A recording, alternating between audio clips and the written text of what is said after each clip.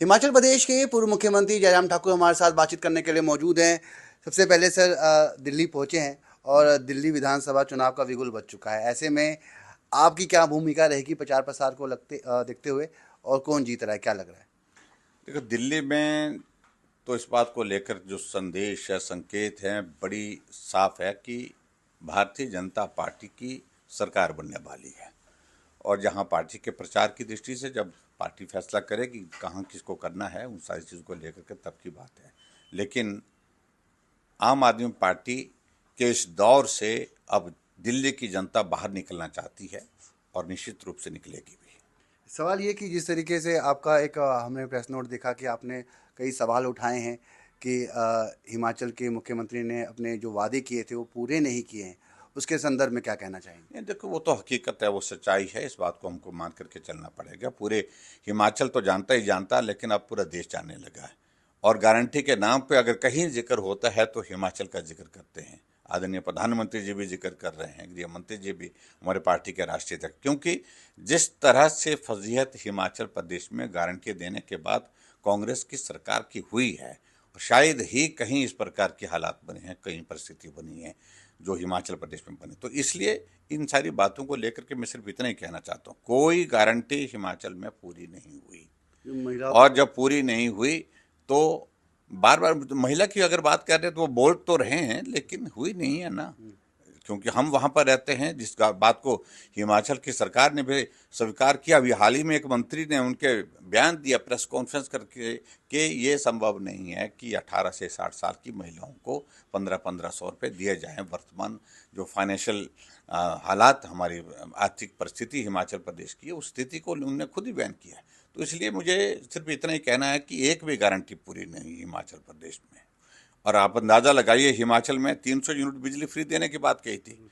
अब मुख्यमंत्री जी 300 यूनिट की बात तो दूर की बात है, अब लोगों से अपील कर रहे हैं कि जो सब्सिडी मिलती है उसको भी आप छोड़ दें। क्योंकि हम इस तरह के हालात नहीं है कि हिमाचल प्रदेश में हम फ्री बिजली दे सकते हैं।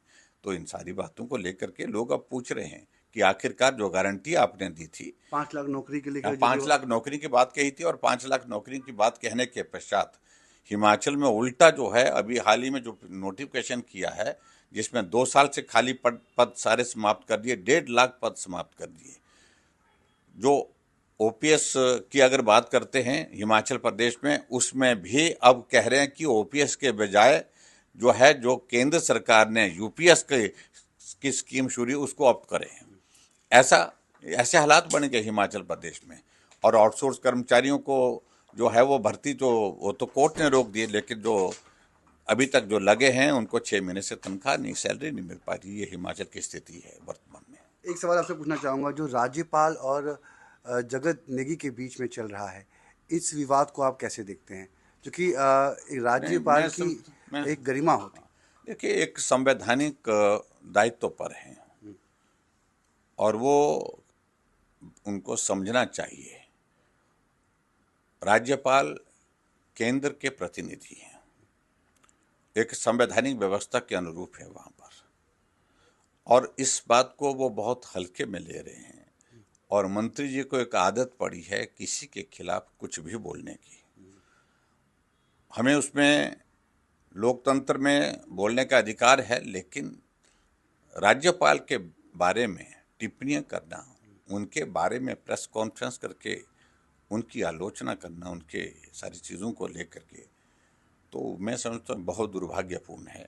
और मुख्यमंत्री को इसका संज्ञान लेना चाहिए और मंत्री को स्पष्ट शब्दों में कह देना चाहिए कि राज्यपाल के खिलाफ जिस प्रकार की टिप्पणियां बार बार आप करते जा रहे हैं, ये संवैधानिक व्यवस्था के अनुरूप नहीं है। और मुख्यमंत्री को अगर उचित लगे तो ऐसे में मुझे लगता है कि मंत्री को ये कहना चाहिए कि आप जाइए, राजभवन जाइए, यहाँ आपने शपथ ली थी जिस राजभवन में, और वहाँ राज्यपाल महोदय जी बैठे हैं, उनकी भावनाओं को, उनके जो है, जो उनकी गरिमा को जो आपने ठेस पहुँचाई है, आप माफ़ी मांग करके आए।